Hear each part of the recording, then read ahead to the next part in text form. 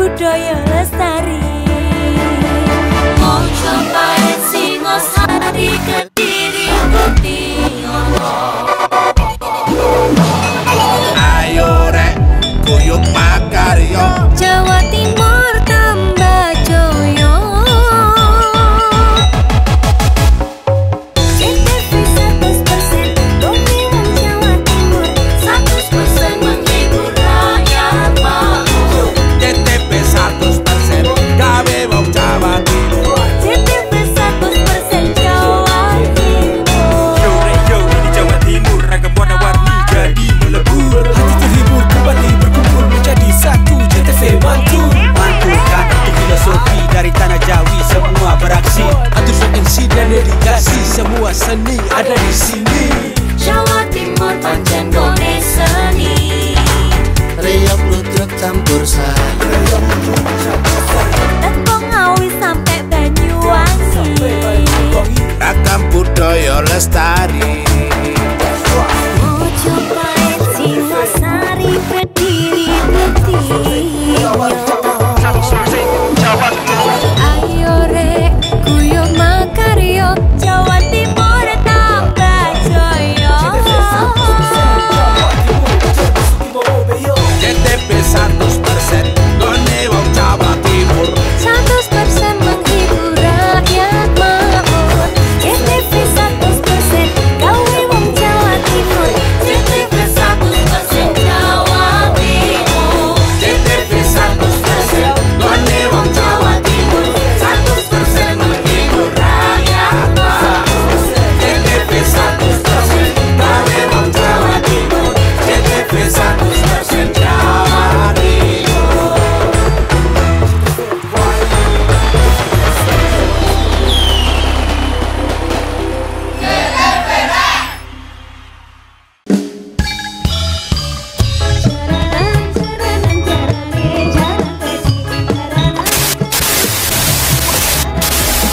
Nonton GTV tidak jelas. Sudah tidak zamannya lagi. Sekarang saatnya pindah ke TV digital. Dan untuk menikmati tayangan TV digital, siapkan set-top box dan sambungkan ke antena TV. Tekan tombol setting pada remote set-top box dan pilih auto scan. Tunggu beberapa saat untuk menikmati program-program terbaik kami. Dan jika DVB-T2 tuner sudah tersedia di TV Anda, cukup tekan menu, pilih setting, pilih saluran, lalu auto scan. JTV Digital siap menemani Anda dan keluarga.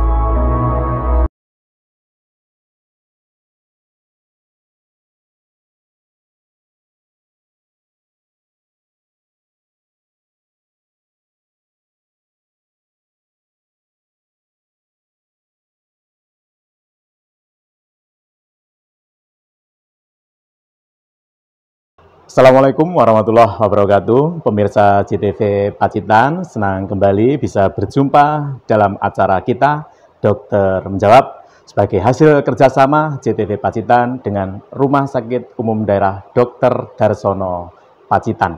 Dan pada kesempatan ini kita akan membahas tema peran pemeriksaan patologi anatomi dalam deteksi dini kanker.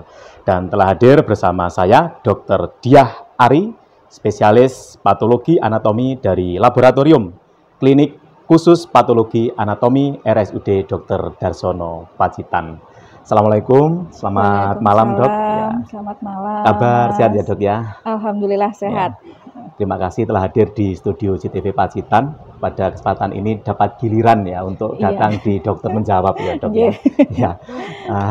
Dok, tadi sudah saya sampaikan ya di pembukaan saya bahwa kita akan membahas tentang peran pemeriksaan patologi anatomi dalam deteksi dini kanker.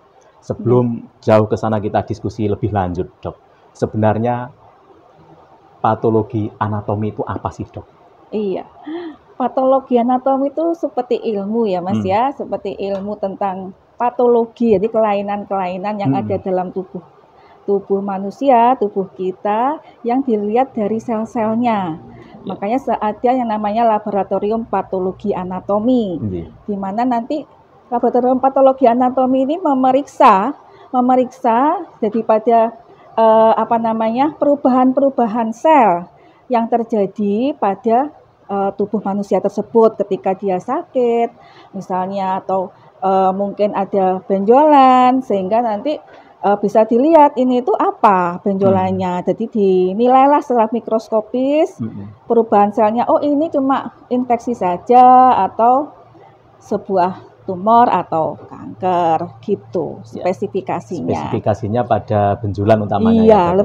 Iya, lebih sering dianggap sebagai tempat laboratorium kanker. Iya. Gitu. Dok, kalau tadi menarik sekali apa yang disampaikan oleh dokter tadi, bahwa fokusnya itu pada masalah benjolan ya. Dan seringkali kalau masyarakat awam, Dok ya, sangat sulit membedakan benjolan itu sebenarnya tumor, kanker atau gangguan yang lain. Itu bisa diterangkan spesifikasinya dari segi laboratorium patologi anatominya, Dok. Jadi intinya yang pertama, kalau semua benjolan itu disebut tumor sebetulnya. Segala benjolan disebut tumor. Tapi karena itu semua kan disebut tumor. Nah, tumor ini penyebabnya macam-macam. Bisa karena peradangan atau infeksi, misalnya akhirnya tumbuh benjolan. Kemudian atau benar-benar yang dikatakan oleh orang awam kanker itu kalau dalam bahasa medisnya neoplasma ya. Neoplasma itu ada yang jinak, ada yang ganas. Begitu. Nah, kalau neoplasma sendiri itu beda. Jadi dia perubahan sel-sel yang tak terkendali dari tubuh kita, tidak terkendali, tidak terkoordinasi, itu akhirnya jadi ganas, seperti itu. Tapi kalau infeksi ya hanya sebagai respon tubuh kita untuk melawan infeksi tersebut, gitu. Atau akibat daripada infeksi tersebut, sehingga timbul benjolan. Begitu. Dan ini kanker ini menjadi perhatian utama termasuk isu internasional ya Dok, dari segi medis ya. Ini menjadi nomor 1 penyakit pembunuh ya Dok ya. Ini mengapa terjadi Dok? Ya, sekarang ini kanker itu dimasukkan dalam penyakit tidak menular oleh Kemenkes karena dianggap sebagai penyebab kematian tertinggi gitu tuh di Indonesia juga dibanding dengan penyakit yang lain. Begitu. Jadi dan yang paling tertinggi juga pada kanker payudara pada wanita, padahal ya juga bisa pada lelaki, tapi paling banyak yaitu kanker payudara pada wanita. Dan kasusnya tiap tahun tuh bertambah. Nah, kasus seperti ini nih karena penyebab kematian tertinggi bisa diakibatkan karena datangnya kepada pelayanan kesehatan tuh pada kondisi yang sudah lanjut, sudah stadium yang parah begitu. Sehingga dimasukkan ke sebagai program dan sebagai penyakit tidak menular supaya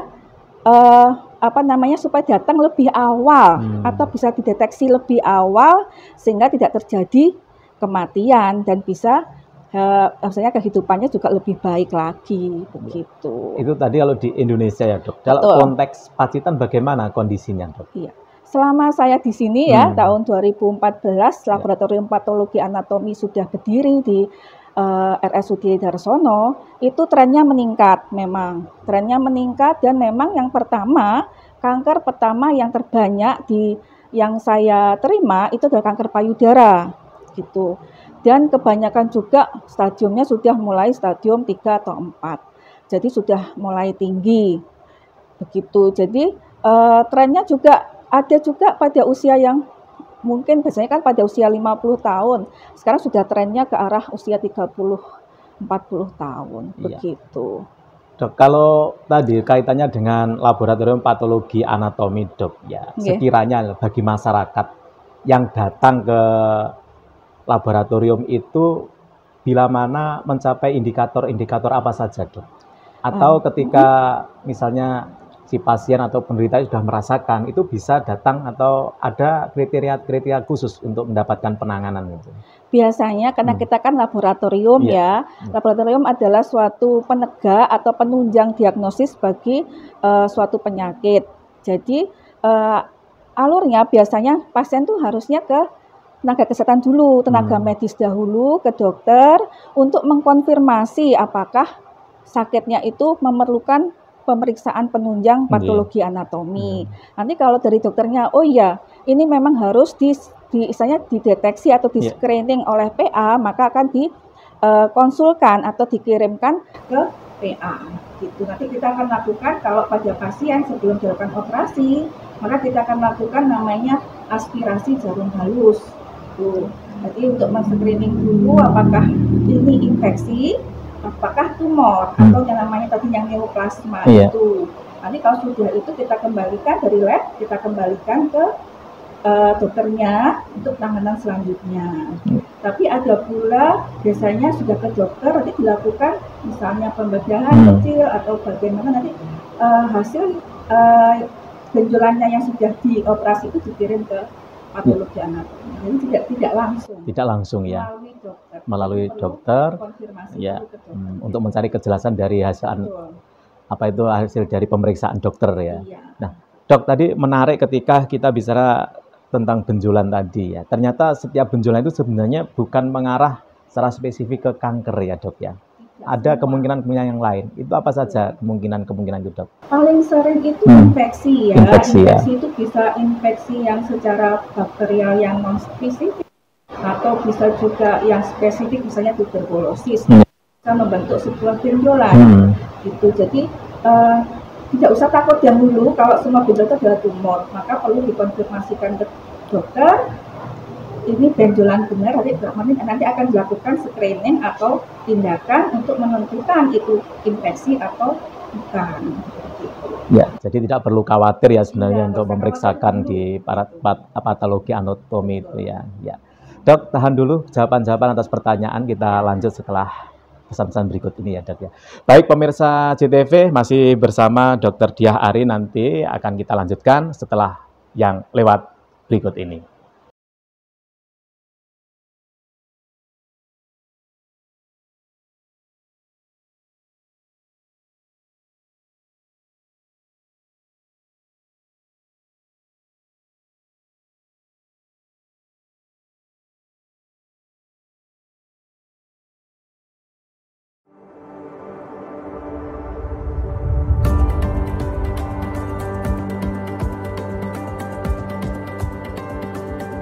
Assalamualaikum warahmatullahi wabarakatuh. Semoga masyarakat Pacitan pindah datang TV digital lan dukung migrasi TV digital Indonesia.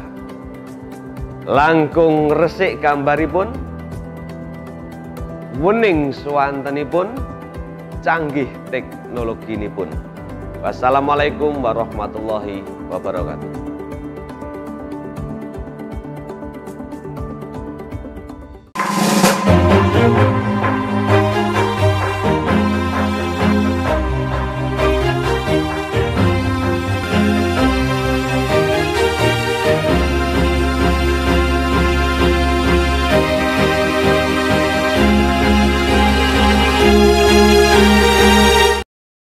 Terima kasih pemirsa JTV Pacitan, masih bersama di acara kita Dokter Menjawab, dan telah hadir di studio menjadi narasumber kita Dr. Diah Ari, spesialis patologi anatomi dari Laboratorium Klinik Khusus Patologi Anatomi RSUD Dr.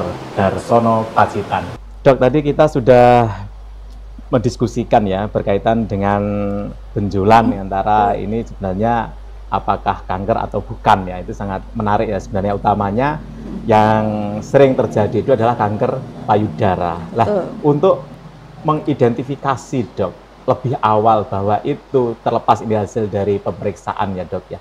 Ini kanker payudara. Ini bagaimana, Dok? Ada karakter yang membedakan dengan benjolan yang lain barangkali ya, Dok ya?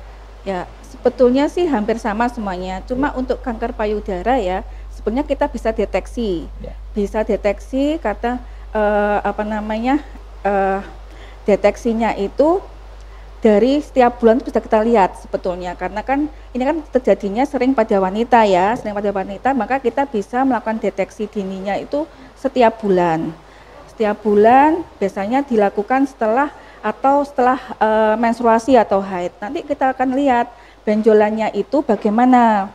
Biasanya kalau teraba benjolan, maka benjolan itu bagaimana, bentuknya bagaimana, terus kemudian bisa digerakkan tidak dari jadi yang pertama adalah lihat dulu, kemudian pegang, misalnya pegang itu kita lihat benjolan itu seperti apa, kita goyangkan dia itu goyang apa tidak, terus kemudian juga kita tekan padat apa tidak, padat apa lunak, terus kemudian juga kita lihat kulitnya di sekitar benjolan tersebut atau di daerah payudara tersebut, apakah seperti kayak kulit jeruk, nah seperti itu, atau seperti ini langsung pipit, agak jeglok gitu, atau juga bisa juga ada ini puting susu yang masuk ke dalam. Nah, kalau ada puting susu yang masuk ke dalam, ada kulit yang jeglok kayak gitu, atau kulit seperti kulit jeruk, terus kemudian padat, kok digerakkan kok susah, nah ini kita curiga itu adalah tumor,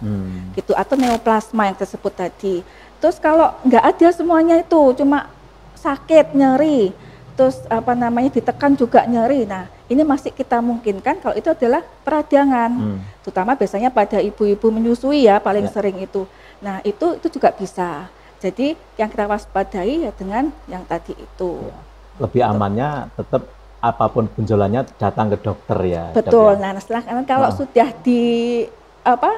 mengenali kita sendiri oh ada benjolan, lalu kita lakukan konfirmasi ke dokter atau ke tenaga kesehatan lain, ini benar nggak sih yang saya periksa, benar nggak sih kalau itu ada benjolan, begitu.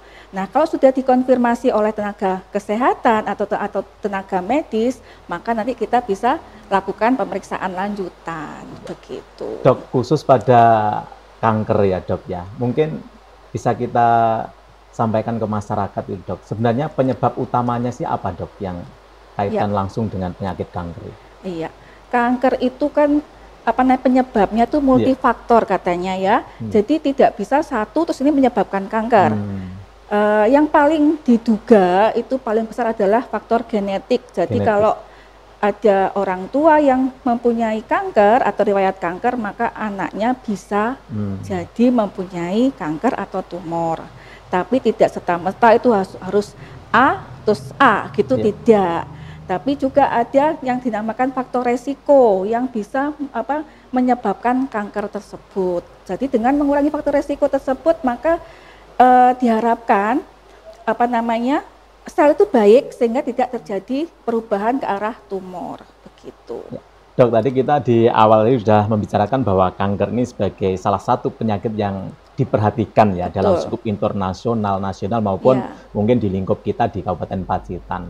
Dok, dari segi medis sendiri dok, atau tenaga medis, dokter dan sebagainya, upaya-upaya apa yang sudah dilakukan untuk ya setidaknya memberikan penerangan, memberikan informasi yang tepat berkaitan dengan kanker ini kepada masyarakat dok?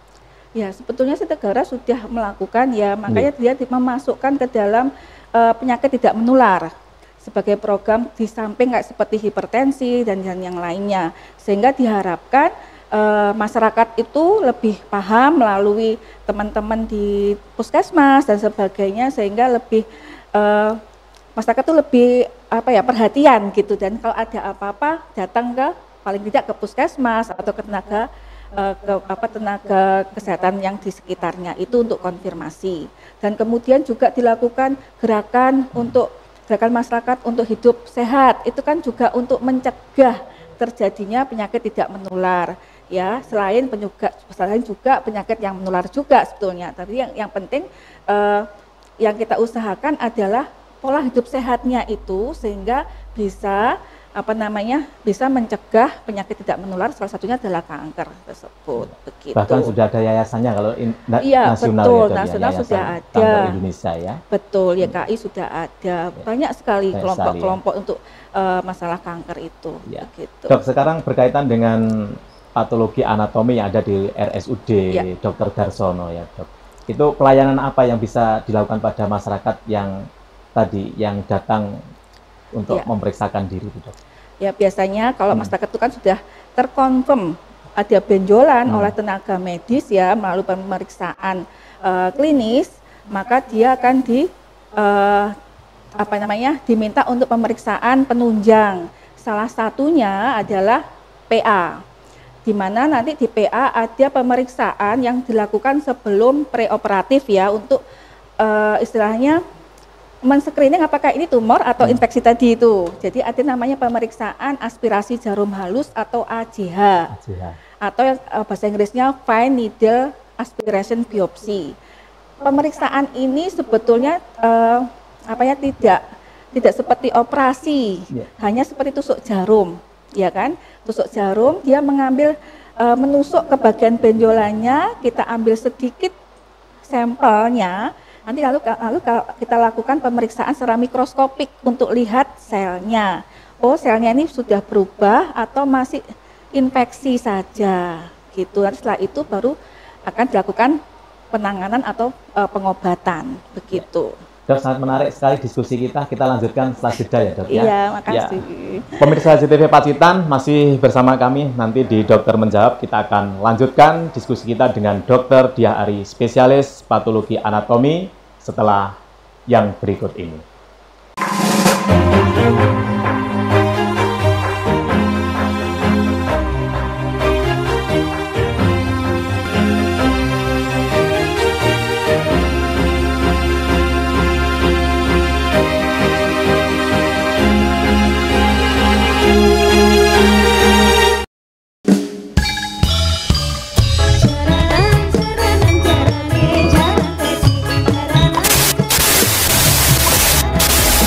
Nonton GTV tidak jelas?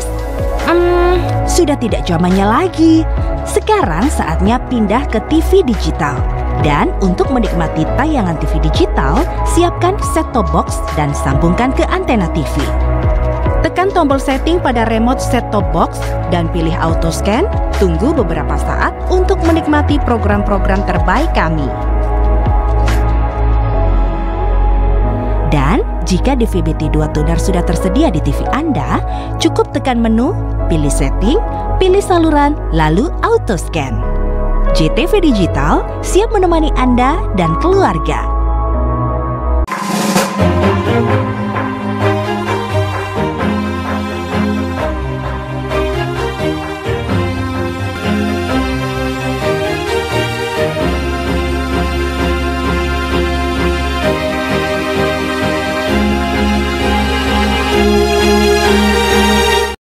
Terima kasih pemirsa JTV Pacitan, masih di acara kita Dokter Menjawab bersama Dr. Diah Ari, spesialis patologi anatomi dari RSUD Dr. Darsono Pacitan.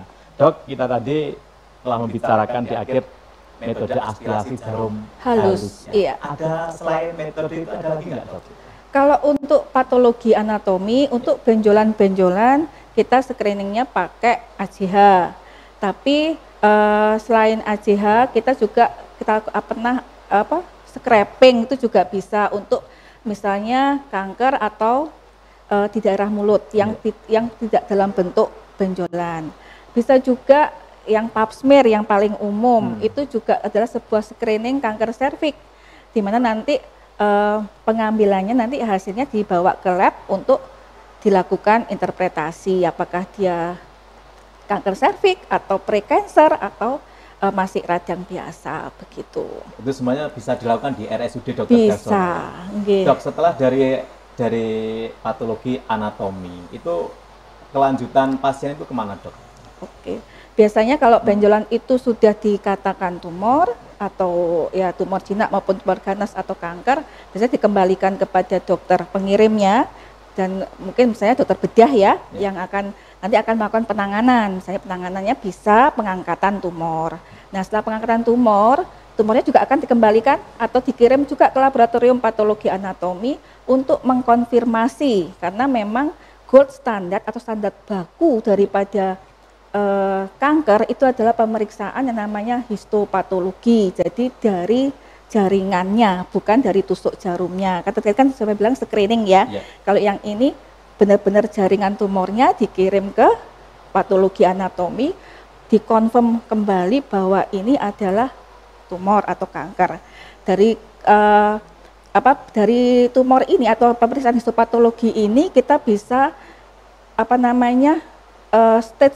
stadium juga kalau memang yang diambil misalnya pada mastektomi atau pengangkatan payudara, maka kita juga bisa menilai stadium kanker tersebut. Tapi kalau untuk tumor jinak ya tidak usah dipakai stadium karena memang sudah jinak begitu. Artinya kalau sudah proses-proses itu penanganannya sudah komprehensif ya, Dok? Iya, betul, bisa dilakukan di RSUD begitu. Dok, ini satu-satunya patologi anatomi yang dari Kabupaten Pacitan ya? Iya, begitulah. Begitulah. Belum ada yang mau menjadi spesialis patologi. Ini memang SPPA itu SP yang masih jarang. Dia juga istilahnya di balik layar, tapi juga penegak diagnosis untuk masalah kanker ini, begitu. Dok, perjumpaan kita diakhiri oleh waktu juga, sebenarnya pengen banyak pertanyaan yang kita diskusikan dan sangat menarik sebenarnya. Tadi kata kuncinya itu di balik layar itu. Iya, kita di balik layar. Dok, dari sekian itu yang belum tersampaikan barangkali yang perlu diinformasikan pada masyarakat luas Kabupaten Pacitan, monggo Dok. Iya, jadi bila untuk semuanya, bila terjadi ada benjolan dimanapun, di daerah bagian tubuh manapun, jangan panik yang pertama. Konfirmasi kepada tenaga medis atau dokter untuk mengetahui itu apa benjolannya. Tidak semua benjolan adalah kanker. Jadi lakukan konfirmasi dahulu sehingga mendapatkan penanganan atau pengobatan yang tepat. Nanti kalau sudah mendapatkan penanganan yang tepat, maka jenengan akan bisa kembali sehat, begitu. Intinya adalah jangan panik, segera konfirmasi kepada tenaga medis, ya. Yang terakhir adalah yang paling penting adalah kenali tubuh kita sendiri juga. Yang mendeteksi pertama kali kanker adalah diri kita, jadi kita kenali juga tubuh kita, sehingga sewaktu-waktu bila terjadi tumbuh benjolan bisa lebih awal tahu, sehingga bisa lebih awal mendapatkan penanganan yang tepat. Begitu, Mas. Luar biasa, Dokter Ari, spesialis patologi anatomi dari RSUD Dr. Darsono Pacitan. Sekali lagi terima kasih atas kehadirannya di studio Pacitan, CTV Pacitan, Dok ya. Ya, sekali lagi terima kasih.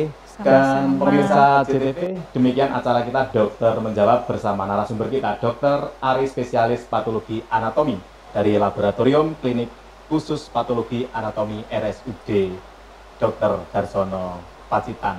Semoga yang kami diskusikan tadi memberikan wawasan, memberikan informasi bahwa seperti yang disampaikan oleh Dr. Diah Ari tadi, bahwa jangan segan-segan apabila terjadi benjolan apapun memeriksakan pada dokter dan supaya mendapatkan penanganan yang tepat.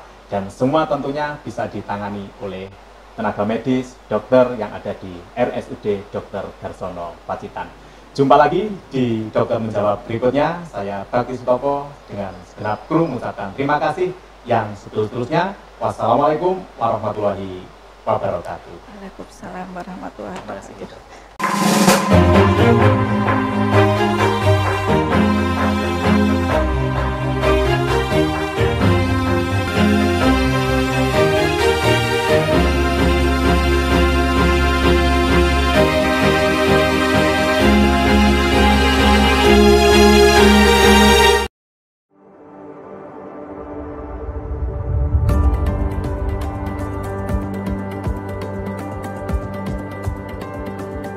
Assalamualaikum warahmatullahi wabarakatuh. Semoga masyarakat Pacitan pindah datang TV digital lan dukung migrasi TV digital Indonesia. Langkung resik gambaripun, wening swantenipun, canggih teknologinipun. Wassalamualaikum warahmatullahi wabarakatuh.